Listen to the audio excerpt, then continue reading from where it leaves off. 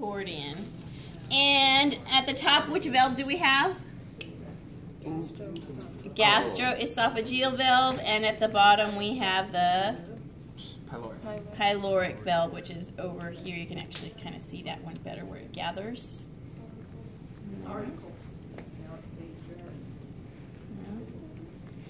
And so from the stomach, the first part of the small intestine is called the duodenum.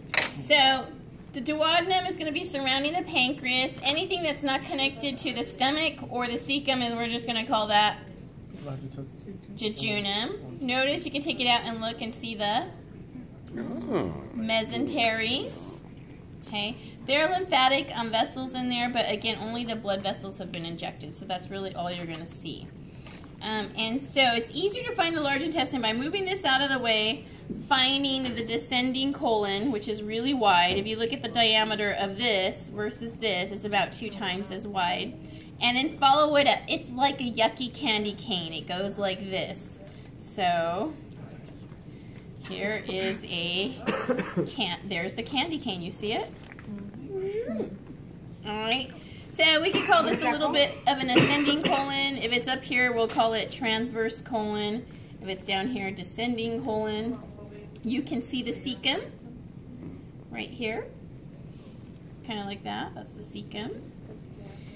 And so all our females were fixed. How many of you have females in here? So hopefully we'll at least have one intact female. And this is actually a male, which I dissected through.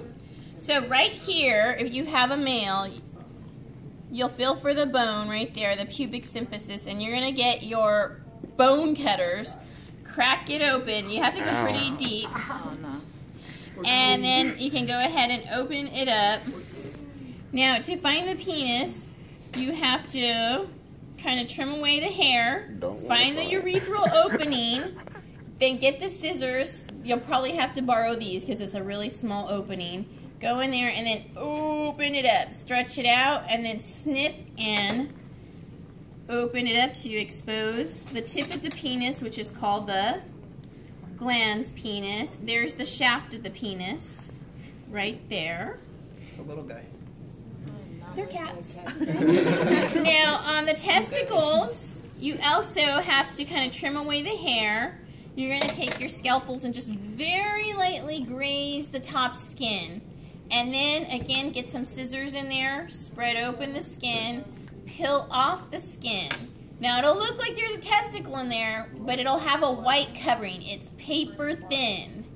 Then you're going to take your scalpel and, again, one testicle, because you will see this little white ball right here. That's the testicle. And then you'll see the end. On the end, you'll see the epididymis covering at the tip. And you'll see there's kind of a little separation. Oh, but it looks like there. He's dead. It's fine. All right. So what is this thing right here? The urinary bladder. And these are what I call the golden arches, but those are technically the vas deferens right here. This is a female? This is a male. Sorry. The vas deferens are going to descend down the inguinal canal, and so when the testes were first made, they were up in the abdominal cavity, but while you were still an embryo, they eventually passed down this inguinal canal into the scrotal sac.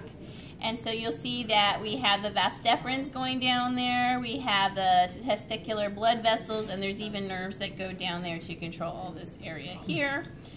And let's see, right here, this is what? That's the urethra, because this is actually going to loop around and become the penis, and then out comes the urine. Works the same as in humans.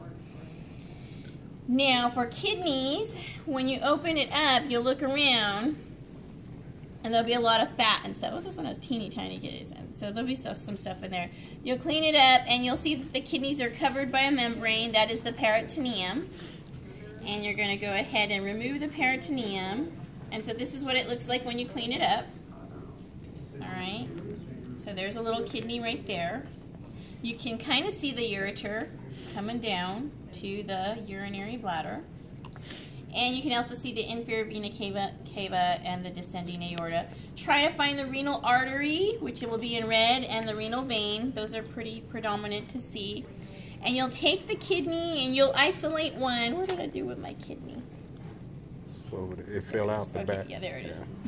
And so you actually have to remove the renal capsule, which is, again, this little paper-thin covering. All right, take that off. You can take out your kidney, do a nice sagittal section through it, and then you can go ahead. You can see the renal cortex, the outer layer, and the renal medulla. And this little area in here is the renal pelvis, which then becomes the ureters and takes it out to the urinary bladder. Okay, so for males, you have to cut through the pubic bone, and you can also do that for females if you want to go down and see the rest of the uterus. Now, if you look closely at this picture,